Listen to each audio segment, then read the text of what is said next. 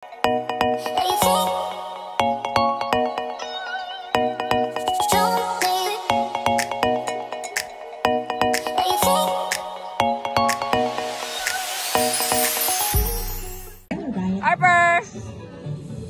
To be done. And so many things to look forward to. The place Darin! Darin! Darin!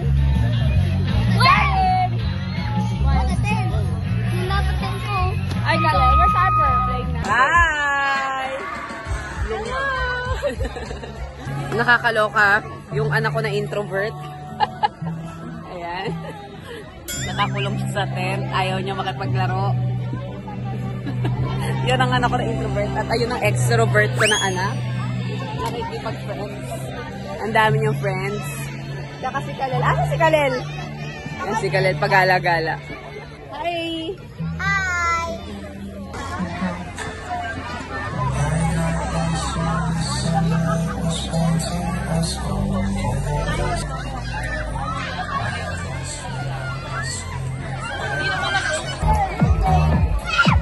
What are you doing? It's so hot in there.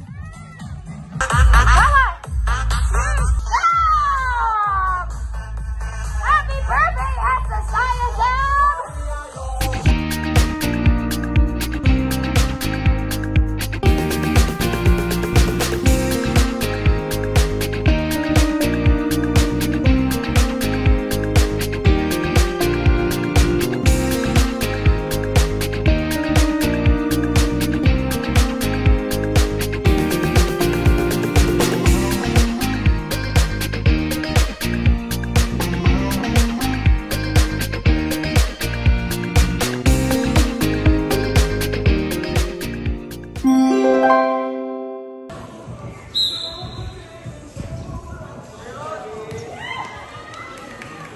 Score is 1-0 in favor of Team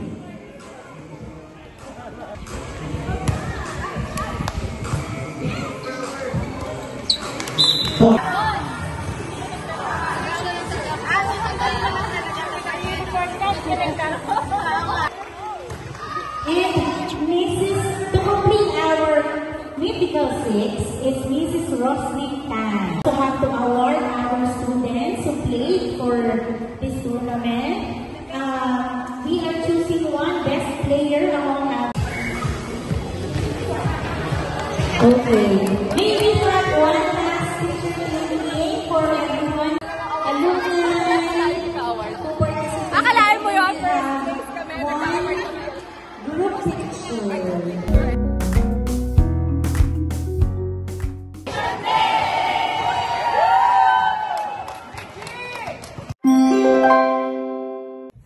Kiss mama. Oh, he's really cute. Miss ka niya. Quite good na. Oh, galing. So, ayun na nga mga ka-forever.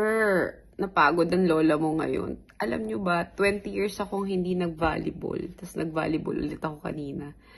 Nakakuha pa ng mythical 6. Ang sakit ng katawan ko, alam nyo. No elementary ako, just sa trivia. No elementary, high school, and college ako, varsity talaga ako ng volleyball.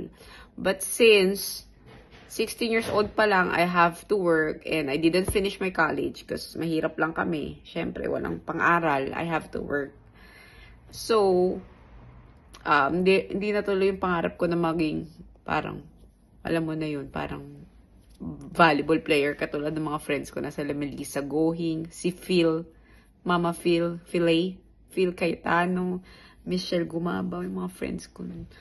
Tsaka si Leila Barros, di ba yung mga idol ko dati.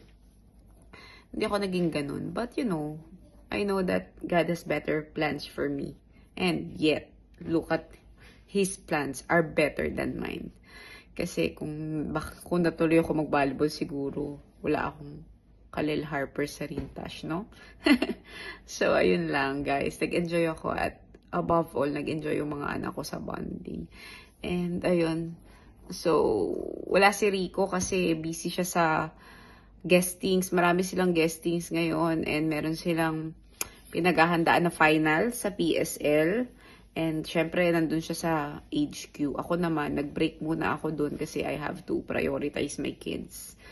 Pero, trusted na naman din namin mga tao dun. So, that's fine. And, yan, magre-rest lang ako this weekend dito sa house. And I'm gonna take care of my kids. So, I hope you enjoy our vlog. So, if you want to know more about us, you can watch my past videos also. And ang behind the scenes ng PBA Moto Club, sa akin nyo rin mapapanood. And of course, we'll try to make more content na mas malaman. Okay, mas malaman soon.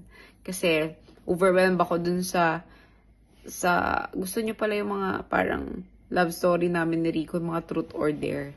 So gagawa tayo ng more vlogs like that soon. Kahit hindi kay Rico, kahit sa mga ibang friends, guest, and kung sino-sinong makilala natin dyan, nakasama natin, okay? Random na lang and surprise, alright? Ako naman talagang hindi ko pinaghahandaan yung vlog ko. Kung ano lang talaga yung dumating that time at maisip. Yun na yun lahat nangyayari.